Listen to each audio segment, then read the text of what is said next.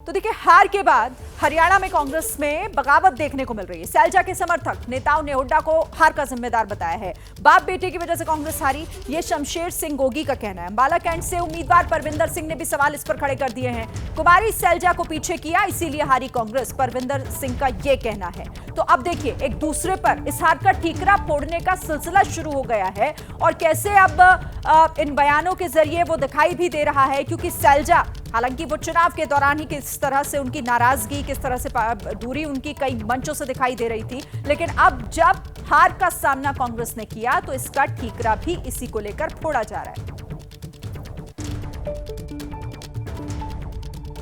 कांग्रेस के असंध सीट से उम्मीदवार शमशेर सिंह गोगी इस वक्त हमारे साथ बातचीत के लिए मौजूद हैं। शमशेर जी, हार की कई वजहें बताई जा रही हैं कांग्रेस की, आप क्या देखते हैं, कौन सी बड़ी वजह रही कि कांग्रेस इतनी जैसा आंकलन था वैसा आंकलन में खरी नहीं उतर?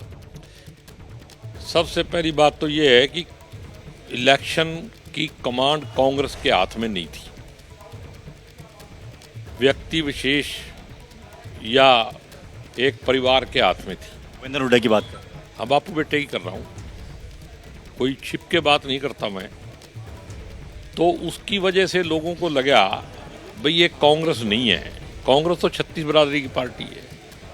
तो जब वो 36 बिरादरी वहाँ नज़र नहीं आई तो पोलराइजेशन होगी, तो पोलराइजेशन सबसे बड़ा नुकसान हुआ।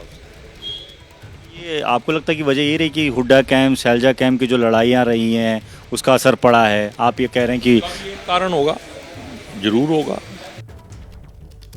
तो सुना आपने किस तरीके से यहां पर शमशेर सिंह गोगी जो सीधे सीधे कह रहे हैं कि कांग्रेस का मतलब ही बदल गया था हरियाणा में, जिसकी वजह से वहां वोटर्स को भरोसा नहीं हो पाया। इस पर बात करने के लिए अब जैनेंद्र का सीधे रुख करते हैं। जैनेंद्र, अब हार का ठीकरा फोड़ने की बारी और वही कांग्रेस में हो रहा है कि एक दूसरे की तरफ उंगली उठाई जा रही है।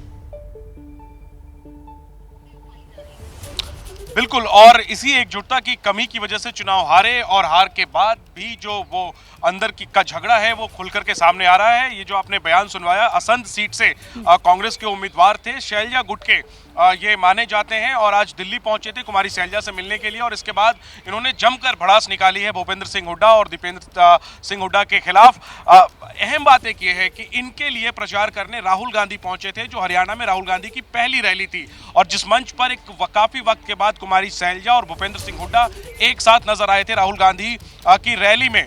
और उस उम्मीदवार की तरफ से इस तरीके से हमला बोला जा रहा है हुड्डा परिवार पर, हुड्डा पर, तो साफ तौर पर बताता है कि कांग्रेस के अंदर किस तरीके का झगड़ा है और इसी झगड़े की को सबसे बड़ी वजह बताई जा रही है कांग्रेस की हार की। और अब ये झगड़ा और बढ़ने वाला है, ये साफ तौर पर जो सैलजा के गुट के उम्मीदवार थे जो चुनाव हार गए, उनकी बातों से पता चलता है। अब मुश्किल कांग्रेस लीडरशिप की है, जीतता हुआ चुनाव तो हार ही गए, अब हारे हुए राज्य में नेताओं को एकजुट कैसे रखेंगे, ये बड़ी चुनौती होगी। देखना यही है कि किस तरीके से इसका हल जो है वो कांग्रेस लीडरशिप ढूंढती है। और इसका हल ना चुनावों से पहले ढूंढा जा सका और अब हार के बाद किस तरह से हल निकाला जाएगा, ये देखना काफी दिलचस्प होगा। जैनेंद्र, आप रहिएगा मेरे साथ। जैसे ही घड़ी का काटा दोपहर 2:30 पे आए, बबीता जी का दिल सास बहू साजिश के लिए मचल जाए। और ये है इनकी बहू, पूरे दिन ऑफिस की टेंशन हो जाए गॉन जब ये करें अपना फेवरेट शो फ्री टाइम पे ऑन। इनकी तरह आप भी देखिए अपना फेवरेट शो अपने टाइम पर और डाउनलोड कीजिए एबीपी लाइव ऐप अपने स्मार्ट टीवी पर।